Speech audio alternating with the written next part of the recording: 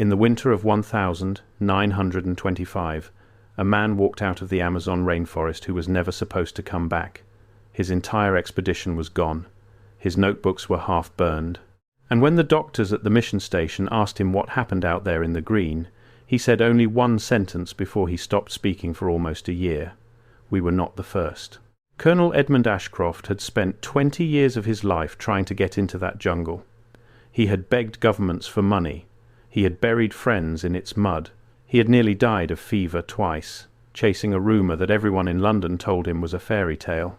And then, after 1925, this same man refused to go back for the rest of his life. He turned down fortunes. He turned down redemption. He turned down the one thing every explorer of his era wanted more than anything else, which was the chance to march back into the wilderness and prove the doubters wrong. So, the question that has haunted this story for 100 years is a simple one. I have to pause here for a second. Because what I just described, that is one case from a much larger pattern. There are 35 documented cases in a document I put together. Different cities, different decades, different types of evidence. Every single one follows the same sequence: discovered, documented, acquired, disappeared. I could not fit all of it into a video. It's in the pinned comment below. Find it before we continue. What does a man see in the deep Amazon that turns the bravest explorer of his generation into someone who will not even look at a map of it again? To understand that, we have to go back to the world he came from, because the answer isn't really about a jungle. The answer is about a version of history that a lot of powerful people needed to stay buried. To understand Edmund Ashcroft, you first have to understand the strange hunger of the age he was born into. He came up in the last decades of the British Empire, a time when the map of the world was being coloured in by men in wool suits who genuinely believed there was almost nothing left to find. The poles were being raced for. The great deserts had been crossed. The interiors of Africa had been carved into borders on a table in Berlin. And to a certain kind of ambitious young man, this was terrifying, because it meant the great age of discovery was closing, and he had shown up late. Ashcroft was the second son of a miner family from the north of England, which in those days meant he inherited the manors of wealth without any of the money. His older brother got the house. Edmund got a commission in the army and a library card. He served in India, then in West Africa, and everywhere he went he did the same peculiar thing.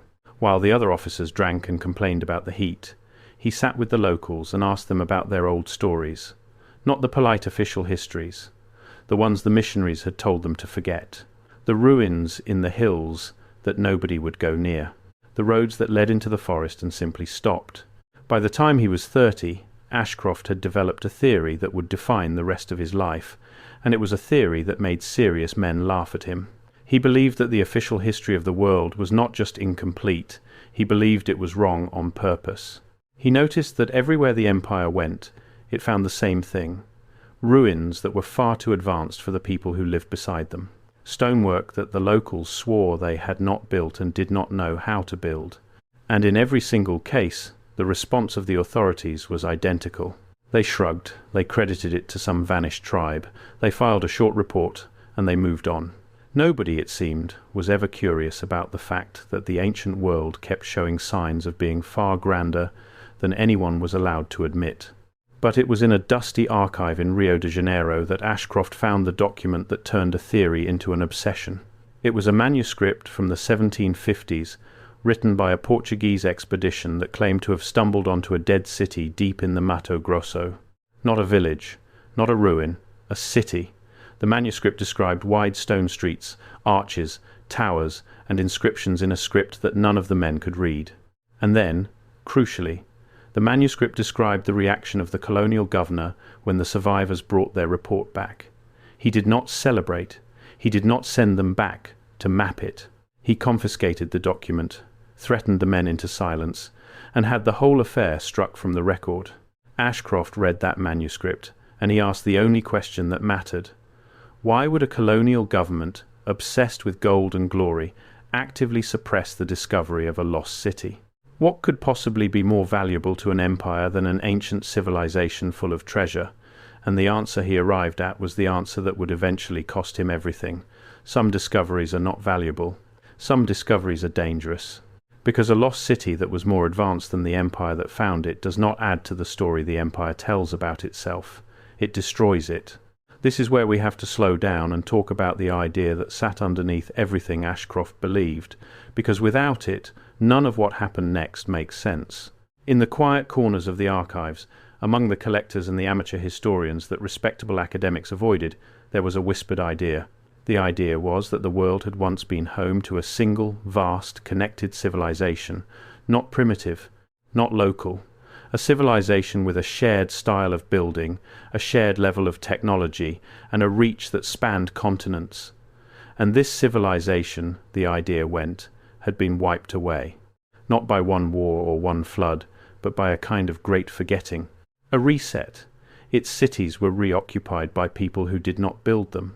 Its achievements were quietly reassigned to the winners of history, and its very existence was scrubbed out of the official record, replaced with a tidy story of slow, steady progress that flattered the empires of the present day. Now, the respectable historians of Ashcroft's time called this nonsense, and many still do. But Ashcroft was not a man who cared what respectable historians called things. He had walked through too many ruins that should not have existed. He had run his own hands over stone joints so precise that no modern mason could reproduce them. He had heard the same story on 3 different continents, from people who had never met and shared no language. And to him, the pattern was not a fantasy. The pattern was evidence. Therefore, when he read that Portuguese manuscript about a suppressed city in the Amazon, he did not see a legend. He saw a witness who had seen the lost world with his own eyes, and who had been silenced for it. But wanting to go and being able to go were 2 very different things, and this is where the money enters the story, because it always does. An Amazon expedition in the 1920s was staggeringly expensive. You needed boats, guides, porters, supplies for months, medicine, weapons, and a great deal of luck. Ashcroft had none of the money, and all of the reputation of a crank. The Royal Geographical Society, the great gatekeeper of British exploration, viewed him as an embarrassment.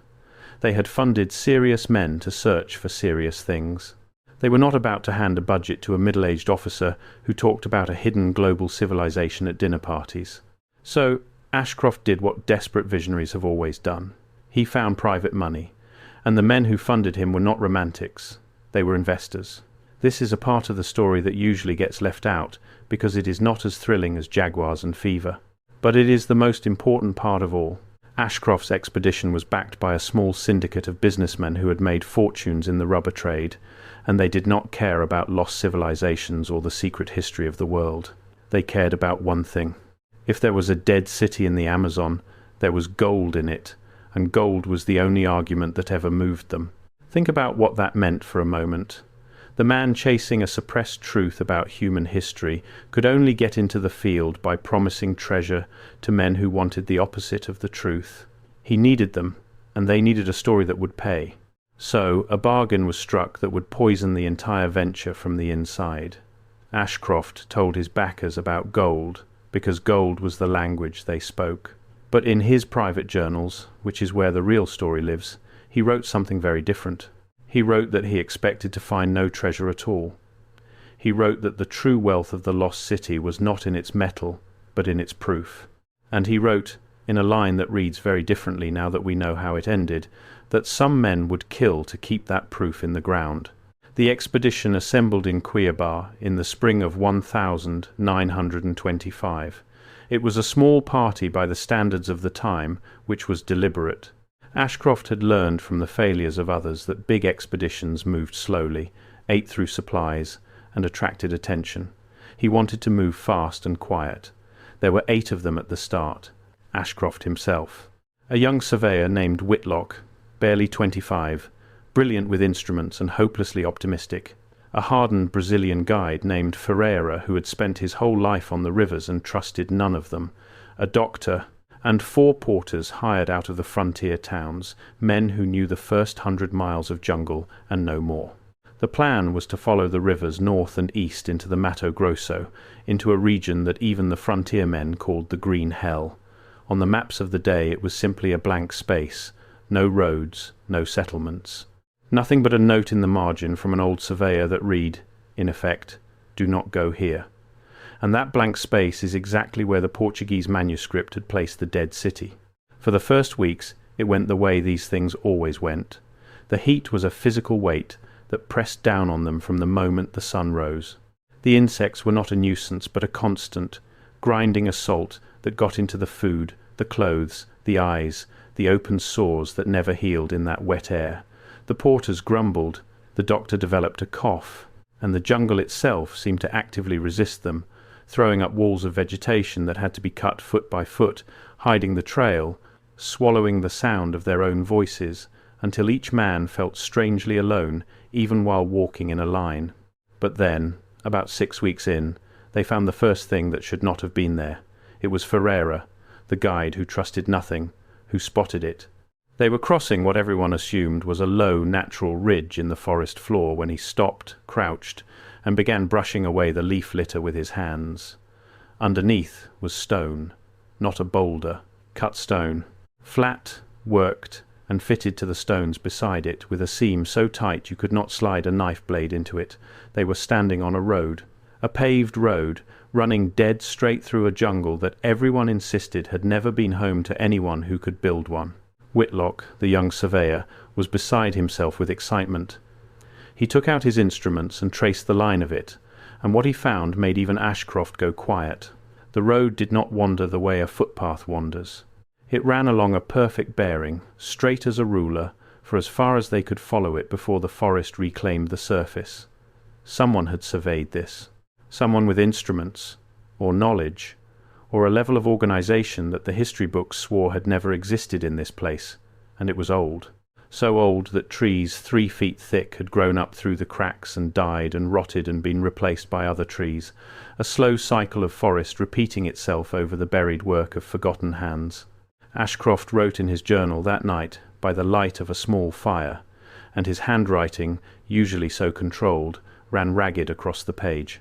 He wrote that he had spent his whole life being told that the lost world was a fantasy in his head, and now he was sleeping on top of one of its roads. But he also wrote something else, something that shows he was already afraid. He wrote that Ferreira had gone silent after the discovery, and that when he asked the guide what was wrong, the man had said only that his grandmother had told him stories about the old roads, and that, in her stories, the roads did not lead anywhere good. They followed the road for 11 days. This is the part of the story where the tension does not come from danger, but from wrongness, because the further they went, the more the jungle around them began to reveal itself as something other than a wilderness. Whitlock, with his surveyor's eye, started noticing that the low hills they kept climbing over were too regular. They were spaced too evenly. They rose and fell in a rhythm that nature does not produce. And when they dug into one of them, they understood why. The hills were not hills, they were buildings.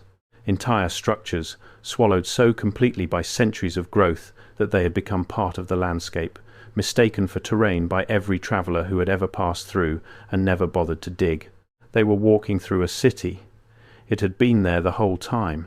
It stretched for miles in every direction, and it was so old and so overgrown that a person could stand in the middle of its grandest avenue and see nothing but trees. This, Ashcroft realized, was how you hide a civilization. You do not destroy it. You do not need to. You simply wait, and let the green do the work, and let the people who come after assume that the mounds and the ridges are just the shape of the land. And in a few centuries, the truth is not gone. It is just underneath, waiting for someone to brush away the leaves. But before they reached the heart of it, the jungle gave them something that Ashcroft would call, years later, the most important encounter of his entire life, and it had nothing to do with stone. On the 9th day of following the buried road, the party came upon smoke. Not the smoke of a wildfire, but the thin, controlled thread of a cooking fire, which meant people, which in that supposedly empty wilderness should have been impossible. Ferreira went ahead alone, moving the way he moved when he thought death was near, and came back an hour later with an expression the others had not seen on him before. He had found a village. And the people in it, he said, were expecting them. It was a small settlement, no more than a few dozen people, living in the shadow of the very earthworks the expedition had been walking across for days. They were not lost. They were not primitive in the way the men had been taught to expect. They were the descendants, they said through Ferreira's halting translation, of people who had lived beside the old city for longer than anyone could count. They did not build it. They were very clear about that. They wanted the strangers to understand it immediately, as if it were the most important fact in the world. We did not build this, the elder told them. We only remember it. We are the ones who stayed to remember. Ashcroft sat with that elder for 2 full days, and the pages of his journal covering those conversations are the ones that survived intact, perhaps because he considered them too important to risk losing. The old man told him a story, and it was a story Ashcroft had heard fragments of before, on other continents, from people who could not possibly have shared it. It was the story of a time when the world was whole, when the builders lived in cities of light and stone, and their roads connected everything, and there was no corner of the earth that was truly wild, because the whole of it was known and mapped and cared for. And then, the elder said, came the forgetting.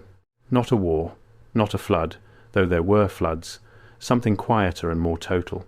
A time when the knowledge simply went out of the world, like a lamp being turned down, and the cities emptied, and the roads were left to the trees, and the people who remained forgot how to read the very inscriptions their ancestors had carved. Ashcroft asked the question that any of us would ask. He asked why. Why did the knowledge go out of the world? And the elder gave an answer that Ashcroft recorded word for word, because it disturbed him so deeply that he could not paraphrase it.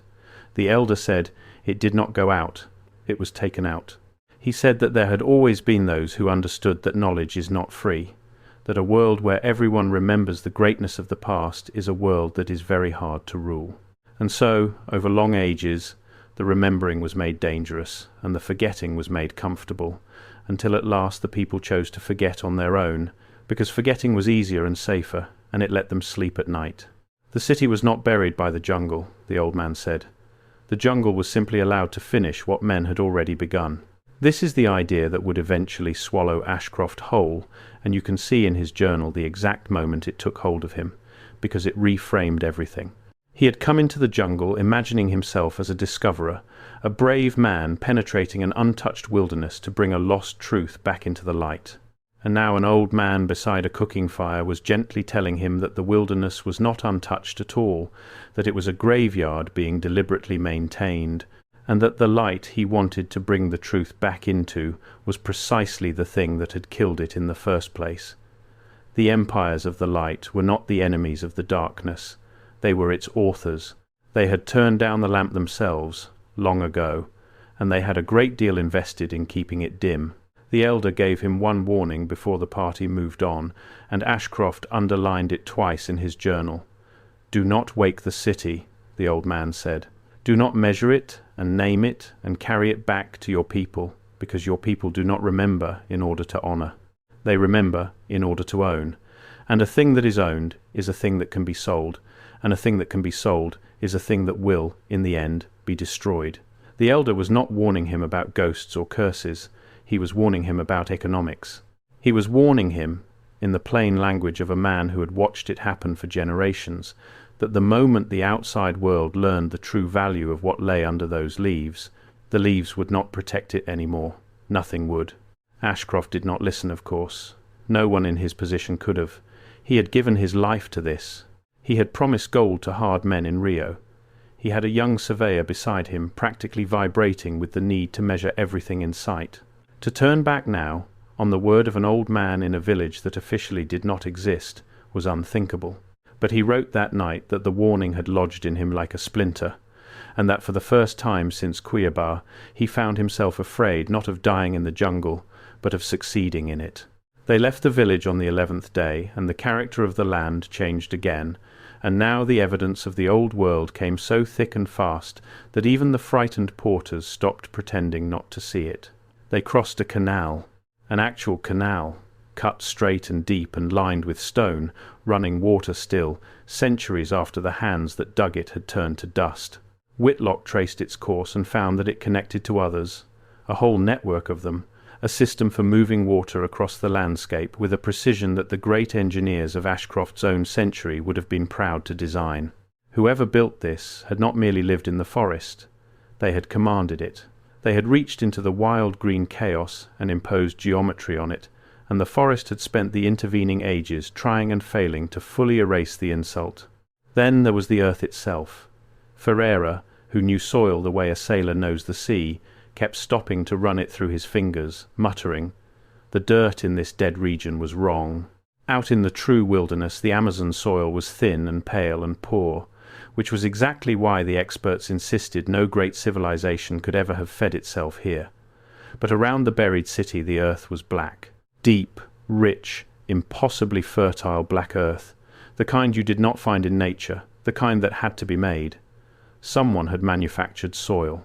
Someone had taken the poor ground of the Amazon and, through some patient art now completely forgotten, transformed it into farmland capable of feeding a population that the history books swore had never existed.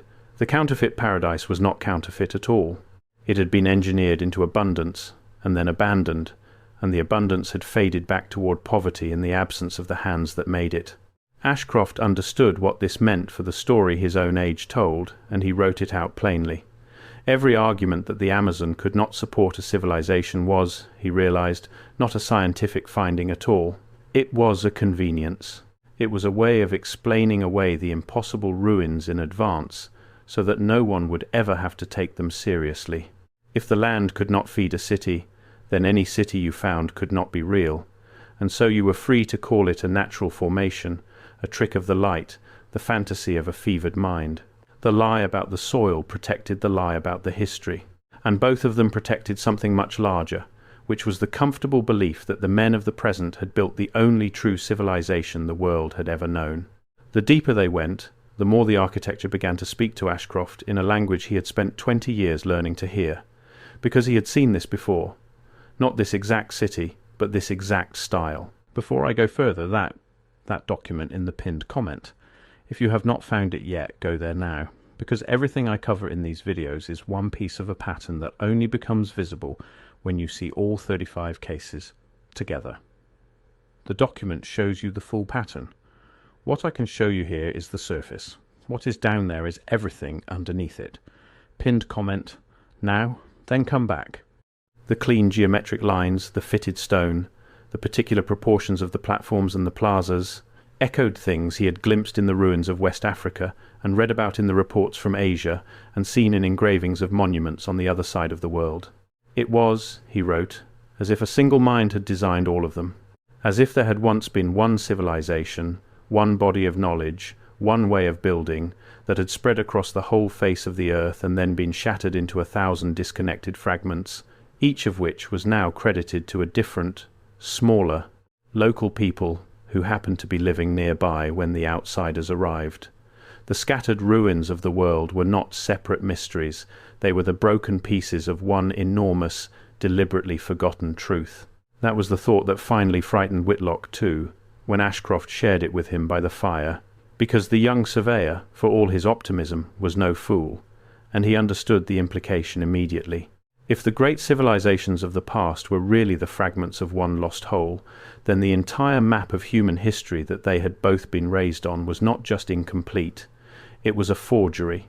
Every textbook, every museum, every proud national story about how this people or that people had risen up on their own and built their own glory from nothing.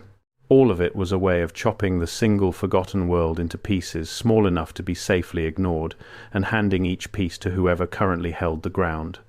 Whitlock stopped sleeping well after that conversation. He began to fill his notebooks with a kind of desperation, as though he sensed that the knowledge itself was fragile, that it might be taken from him if he did not get it down fast enough.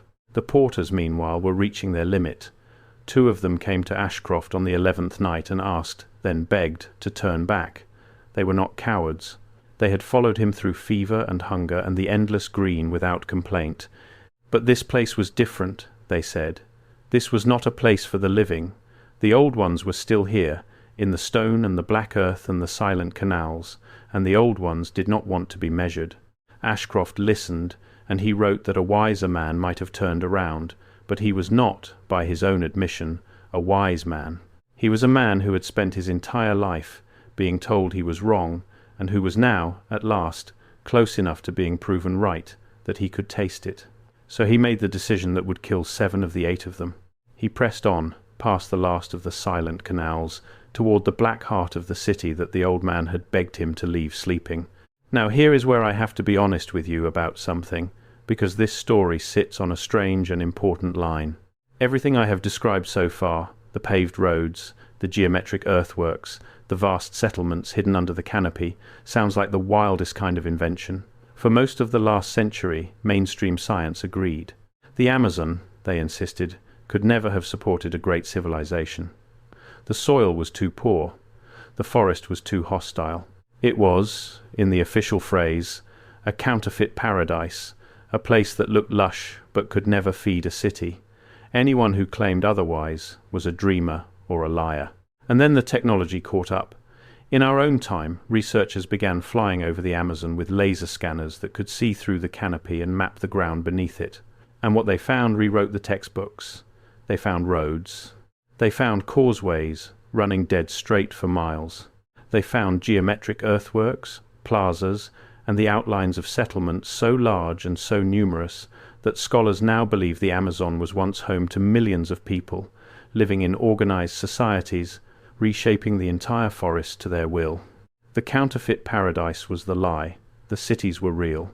They had simply been hidden under the leaves, exactly as a certain discredited colonel had insisted 100 years before anyone was willing to listen. So when we talk about what Ashcroft found, we are not talking about pure fantasy. We are talking about a real and astonishing thing that we have only recently confirmed, wrapped inside a story about a man who saw it too early and who understood, correctly, that the world was not ready to hear it. But Ashcroft's account went further than roads and mounds, much further, because on the 12th day the party reached the heart of the buried city. And that is where the story stops being about archaeology and starts being about the thing he would never fully describe. The centre of the city was built around a plaza so vast that the trees had not been able to fully close over it. Standing at its edge, for the first time in weeks, the men could see sky, and rising out of the far side of that plaza was a structure that stopped all of them where they stood. It was a stepped platform of black stone, terraced like a pyramid but not shaped like the pyramids anyone in the party had ever seen. Its edges were too clean, its surfaces were too smooth, and running across its face were the inscriptions the Portuguese manuscript had mentioned 2 centuries earlier, a script of interlocking symbols that Whitlock copied into his notebook with shaking hands, and that no scholar since has ever been able to read. Ferreira refused to set foot on the plaza. The porters, who had been growing quieter by the day, began to speak among themselves in low, frightened tones. But Ashcroft walked out into the open, alone, drawn toward the black platform like a man in a trance. And what he found when he reached it changed the tone of his journal completely. Up close, he could see that the stone was not local. There was no quarry within 100 miles that produced anything like it. The blocks had been cut and moved and fitted by people who had somehow transported enormous weights across a landscape that even in 1925 was considered impassable. And the joints, he wrote, the joints were the thing that broke his mind a little. They were perfect. Not close. Perfect. As if the stones had been softened like wax and pressed together, then allowed to harden back into rock. He wrote a line in his journal at the base of that platform that his biographers have argued about ever since. He wrote, "This was not built by hands that were learning. This was built by hands that already knew everything." It was the sentence of a man realizing that he had gotten the story backward his entire life. He had always imagined the lost civilization as an early thing, a beginning, a first draft of humanity that had been forgotten. But standing in front of that black stone, he understood it was the opposite. It was not primitive, it was a peak. It was the high point of something, a summit of knowledge and skill, and everything that came after it, including his own proud empire with its steamships and its rifles, was not progress. It was the slow climb back up from a fall. That single idea is the reason this story was buried, and it is worth stopping to feel the full weight of it. The entire justification of Ashcroft's world rested on one comfortable assumption, that history was a straight line going up, that the men of the present were the most advanced who had ever lived, that the empires of Europe stood at the top of a ladder that everyone before them had been slowly climbing. It is a flattering story, and it is a profitable one, because if you are the most advanced civilization that has ever existed, then your conquest of everyone else is not theft. It is destiny. It is the natural order. It is progress. But a black stone platform in the Amazon, built with a skill no modern engineer could match, turns that whole story to ash. If a civilization once stood higher than yours and then fell, then you are not the peak of history. You are just the current occupants of a world that has been great before and lost it before. Your empire is not a destiny. It is an accident, sitting on top of somebody else's ruins, telling itself a bedtime story. And no empire, therefore no bank, no company, no crown that draws its authority from that story, can afford to let that idea spread. This is what Ashcroft meant when he wrote that some men would kill to keep the proof in the ground. He was not being dramatic. He was being economic. The value of the lie was too high, and the truth threatened too many balance sheets. For 3 days, the party mapped what they could. Whitlock filled notebook after notebook. The doctor sketched. Ashcroft measured and copied and tried to hold himself together. And then, on the 4th night at the plaza, everything came apart. What exactly happened is the great missing piece of this story, because the pages of Ashcroft's journal that cover those final days were later found to be torn out. But from what he told the doctors at the mission, and from the fragments that survive, we can assemble a shape, if not a certainty. There was a sickness. It came fast, the way jungle fevers do, but the doctor said it was like nothing he had treated before. It began with the porters, and it moved through the camp in a matter of hours. Men who had been fine at dusk were delirious by midnight, speaking of lights inside the black platform, of sounds under the stone, of being watched by something patient. The rational explanation is fever and exhaustion, and the simple terror of a place that no living person was meant to see. Ashcroft, in his more guarded moments later in life, seemed to want to believe that explanation, but he could never quite make himself say it, because whatever moved through that camp, it did not feel to him like an illness. It felt like a warning. By dawn, 2 of the porters were dead. Ferreira was gone, vanished into the tree line in the night, and he was never seen again. The doctor was raving, and Whitlock, the brilliant young surveyor with all his optimism, was found at the base of the black platform, alive but changed, staring at the inscriptions and refusing to look away, whispering that he finally understood what they said, and that Ashcroft must never let anyone else read them. Whitlock did not survive the journey home. He died on the river 8 days later, and his last request was that his notebooks be burned. Ashcroft did not burn them. That decision, too, would haunt him. What we know for certain is this. Of the 8 who walked into the green hell in the spring of 1925, only 1 walked out. Ashcroft came out of the jungle alone, months later, carrying almost nothing, having somehow crossed hundreds of miles of wilderness in a state that the mission doctors described as more dead than alive. His weight had halved. His hair had gone white. And he would not speak, except for that single sentence. We were not the first. Now, an ordinary tragedy would end there. A doomed expedition, a lone survivor, a broken man. The Amazon has swallowed hundreds of parties like it, and most of them are simply forgotten. But what happened after Ashcroft came home is the reason we are still talking about him, because it reveals the machinery underneath the whole affair. When Ashcroft finally recovered enough to speak, he did what any explorer would do. He tried to report what he had found. He wrote up his account. He gathered the surviving notebooks and sketches, the copied inscriptions, the survey data proving the roads and the geometry, and he took it all to the Royal Geographical Society, the very body that had refused to fund him, expecting that the sheer scale of the discovery would silence every doubter forever. Instead, the doors closed, quietly, politely, and completely. The Society reviewed his materials behind closed sessions that he was not invited to attend. They concluded that the evidence was inconclusive, that the fever had affected his judgment, that a lone survivor with no corroborating witnesses could not be relied upon. His maps were filed away. His copied inscriptions were dismissed as the imaginings of a delirious man, and a gentle, devastating word began to circulate about him in the clubs and drawing rooms of London. The word was unwell. Not a liar, which would have required them to disprove him. Just unwell. Just a tragic figure who had lost his men and his mind in the green, and who now believed impossible things. It is a beautiful weapon, that word, because you cannot argue against it. Every angry protest that you are telling the truth simply proves how unwell you have become. But here is the detail that turns this from a sad story into something colder. Ashcroft's private backers, the rubber men, the investors who had funded the whole thing on the promise of gold, did not simply walk away disappointed. They moved. When Ashcroft returned with no treasure but with something far more explosive, a discovery that threatened the entire economic story their fortunes rested on, they did not want it published. They wanted it gone. And they had the resources to make it gone. The survey notebooks that Ashcroft had entrusted to the society vanished from its archives within a year. His attempts to secure funding for a verification expedition were blocked at every turn by men who suddenly seemed to have influence over every institution he approached. And the Portuguese manuscript, the one that had started it all, the 200-year-old witness sitting in that archive in Rio, was reported destroyed in a fire that also, conveniently, consumed the surrounding shelves and nothing else.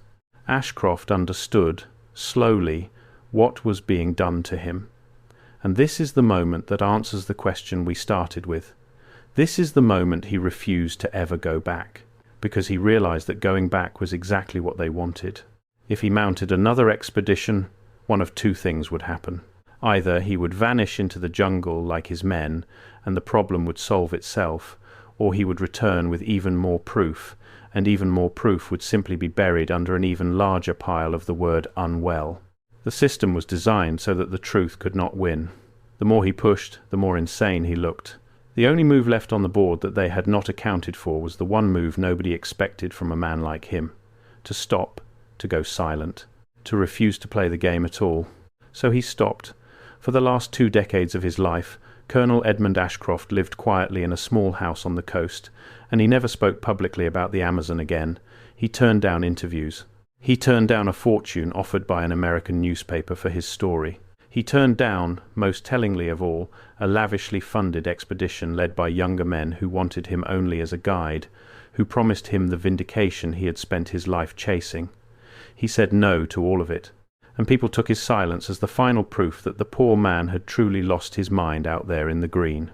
But Ashcroft had not gone quiet out of madness. He had gone quiet out of strategy, and out of fear, and out of a terrible kind of love for the truth. He believed that the proof was safest exactly where it was, in the ground, hidden under the leaves, protected by the very wilderness that had nearly killed him. He believed that if he led men back to it, he would only be leading its destroyers to its door. And so he became the strangest kind of guardian, a man who protected a lost civilization by refusing to find it again, a man who kept the greatest discovery of his age secret by allowing the whole world to believe he had discovered nothing at all. He did leave one thing behind, though. In the years before he died, Ashcroft wrote a long private account of the expedition and everything that followed, and he entrusted it not to any institution, but to a single relative, with the instruction that it not be opened for 50 years. He had learned his lesson about institutions. He no longer trusted archives, or societies, or governments, or any of the bodies whose job it supposedly was to preserve the truth, because he had watched every one of them work together, without ever needing to be told, to make an inconvenient fact disappear. The only thing he trusted now was time, and the hope that some future generation might be a little less invested in the lie than his own.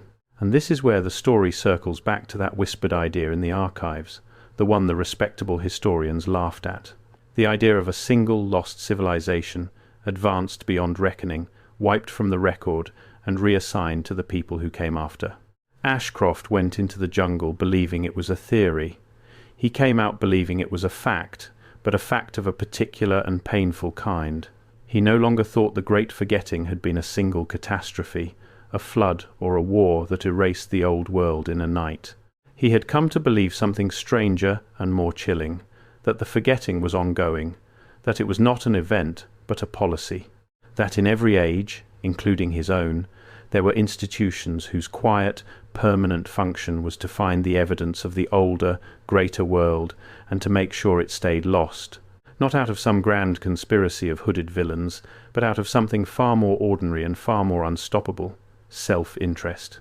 The simple fact that the powerful of any era cannot afford for the past to be greater than the present, because their entire claim to authority depends on being the top of the ladder.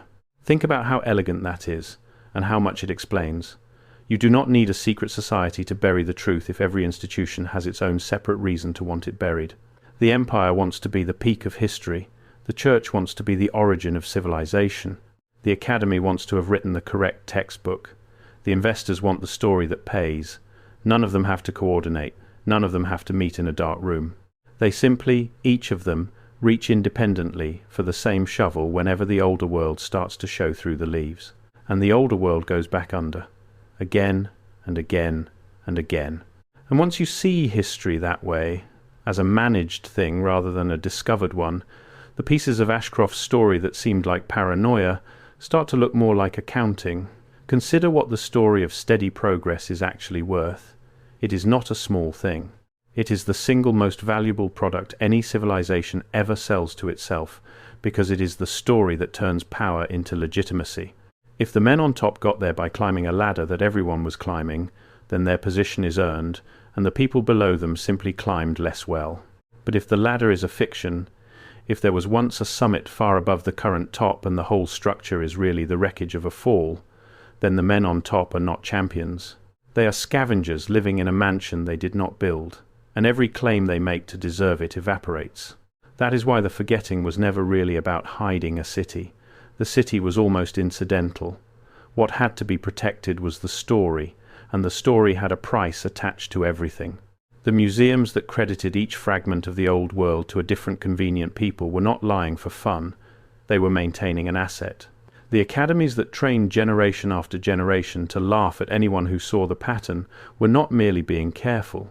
They were guarding a revenue stream, because their entire authority came from being the ones who got to write the textbook. And the financiers, the men like Ashcroft's own backers, understood better than anyone that a world with a suppressed golden age is a world where the story of relentless improvement can keep being sold, and a story that is being sold is a market, and a market must be defended. Ashcroft saw the ugliest version of this with his own eyes, because the money that sent him into the Amazon came out of the rubber boom, and the rubber boom was itself a machine for forgetting.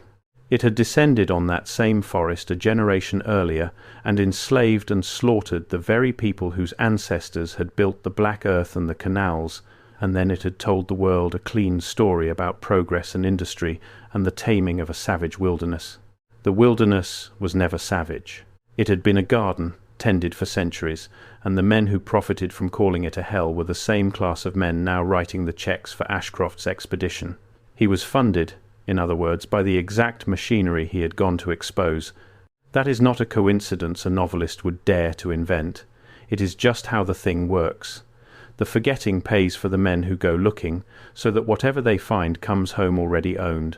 For most of the century after Ashcroft's death, this was just a ghost story, an eccentric explorer, a lost expedition, a theory that belonged in the same drawer as sea serpents and lost continents. But then, piece by piece, the ground began to shift under the people who had laughed. First came the laser scans that revealed the hidden cities of the Amazon, proving that the roads and the earthworks and the vast lost settlements Ashcroft described were not delusions but real, and far more extensive than even he had claimed. Then came the growing pile of anomalies from every corner of the globe, the ancient stonework whose precision our own tools struggle to match, the monuments older than the civilizations credited with building them, the persistent, worldwide echo of a story about a golden age that fell. None of it, on its own, proves that Ashcroft was right about everything, but all of it together makes the men who called him unwell look a great deal less certain than they once did. We still do not have his full account. The 50 years passed, and then more years passed, and the private manuscript he left behind has never surfaced publicly, which the careful part of your mind will note could mean many things. It could mean the whole story is embroidered, a legend grown in the retelling. It could mean the document was lost, the way documents are. Or it could mean that the machinery Ashcroft described, the quiet, patient machinery of forgetting, reached out one more time and did what it has always done. You are allowed to decide for yourself which of those you believe. That is the point. That is the one freedom they can never quite take, as long as you are willing to look at the leaves and wonder what is underneath. What we are left with is the shape of a man, and the shape of his silence. Edmund Ashcroft spent 20 years trying to get into the Amazon and the rest of his life refusing to go back. He is remembered, when he is remembered at all, as a cautionary tale. The dreamer who chased a fantasy into the green and lost everything, including his grip on reality. But there is another way to read his life, and once you have seen it, you cannot unsee it. In that reading, he was not a broken man clinging to a delusion. He was the one man of his generation who found the truth, understood exactly how dangerous it was, and made the only choice that could keep it safe. He let them call him mad. He let them win, in public, so that the thing he had found could go on quietly existing in the dark, waiting for a world that was ready. Picture him at the end, an old man on the coast, looking out at the water. Everyone who passed him saw a failure, a poor, deluded colonel who had thrown his life away on a city that never was. But inside that white-haired head was a map that no one else on earth possessed, and a secret he had chosen to carry to his grave rather than hand to the men who would destroy it. He had walked through the ruins of a greater world. He had run his hands over stone that should not exist.